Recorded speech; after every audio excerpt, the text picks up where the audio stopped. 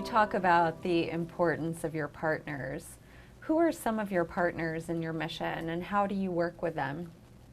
Yeah, well, so I've been working with Michael Moe for 18 years actually. He's based in Silicon Valley in Woodside. He's the co-founder of GSV Advisors and then the GSV entity, and we've been working around education. Michael and I have many great partners. Obviously, I've got my team here. He's got a great team in Woodside, but Arizona State is a great example of a partner of ours that has been just incredible.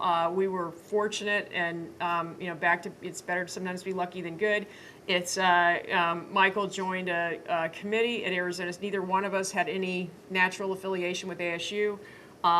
About 8 years ago, he joined an innovation committee at ASU. President Crow, Michael Crow, who's the president of ASU at the time and still is, who had come from Columbia to take over the ASU, was on that committee, and they began began talking and about what kind of things we could do in partnership. That was the birth of the ASU GSV Summit, which started with 400 people in a small facility at ASU's SkySong Economic Hub. This year we had 2,500 people attend at the Phoenician. So it really has been something that's resonated. So ASU has just been an incredible partner, and they've been they are themselves are such a thought leader in the higher education space, and frankly in the lifelong learning space. And every year what they're doing there gets richer, and we benefit from being able to talk with them and interact with them and discuss sort of innovation that they're driving, and I hope that's true in the opposite direction.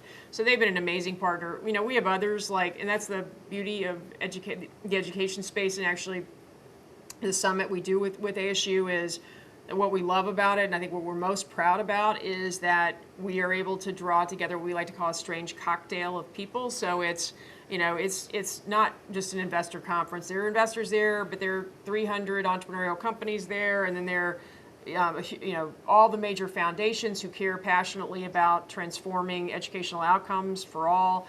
There are corporations. There are importantly educators, both from the K-12 side as well as the higher ed side, as well as the lifelong learning side. So what we try to do is draw different sets of people together, and I think that is also reflected in our partners. We've actually, the Gates Foundation is another great example. They've been a terrific partner of ours.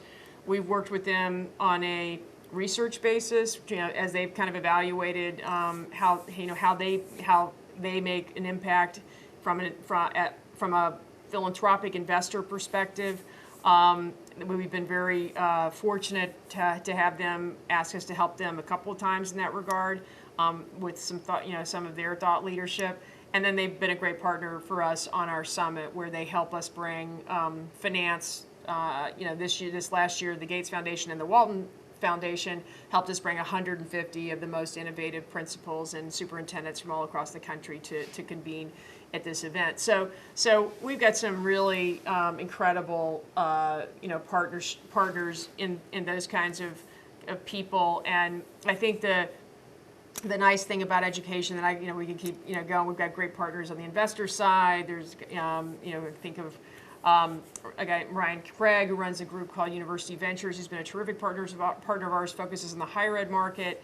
Michael Horn, who's been Clay Christensen's partner, doing much of the writing around transformation to blended learning, both in K-12 and in college, has been a great partner. So we go on and on and on. I think that you're very blessed within this space, that there are so many people who care passionately about making an impact, and I think there's a real kind of brotherhood or sisterhood or whatever it is around people locking arms and trying to work together collaboratively to make a difference. So I could go on, I think, for hours on the partnership side, but we've been really fortunate to have great ones.